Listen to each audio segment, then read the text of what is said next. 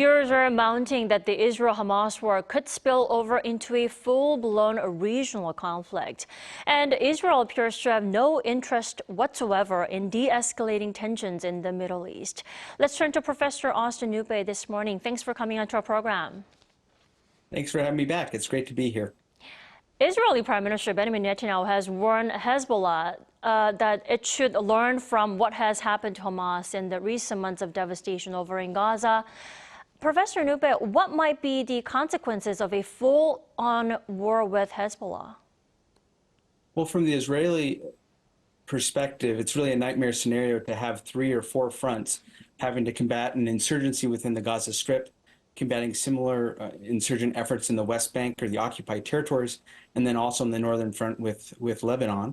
It would be akin to Israel's invasion of Lebanon in 1982, but far bloodier than the war as recently as 2006. It would really be difficult for the Israeli Defense Force.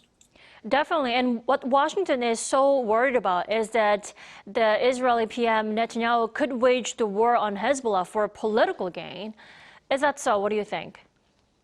I think that's absolutely correct. You know, scholars of international security talk about gambling for resurrection, this idea that leaders that face difficult prospects at re-election or low support at home may expand war efforts to gain victory in order to increase their popular support. That's common both in the American and South Korean context, but also in Israel. So the worry is that the Netanyahu government's rhetoric will escalate the war and that Secretary of State Blinken will be caught in the middle trying to tamp down tensions on both the part of Lebanon and Iran, the Gulf states, and Israel. Very difficult task for an American Secretary of State. Right. We'll talk more about Blinken's visit in a moment. But even if Israel focused on a full military campaign against Hezbollah, an American intelligence assessment believes that it will be difficult for Israeli forces to actually succeed in such a war. What are your thoughts on the assessment? You know, that's absolutely right. The fundamental problem, both with the Israeli offensive in Gaza and also its problems with Hezbollah, is that they're applying a military solution to fundamentally a political problem. There are 4 or 5 core political disputes, including where you draw the line, sovereignty for the Palestinian Authority, the right of return, the deliberate targeting of civilians. All these are political issues that don't have a military solution. So even if the Israelis said that their primary military objective is to dismantle Hezbollah as an organization, it's difficult to see how you could do that tactically while also achieving your political objectives. Definitely. It's an unsound definition of victory.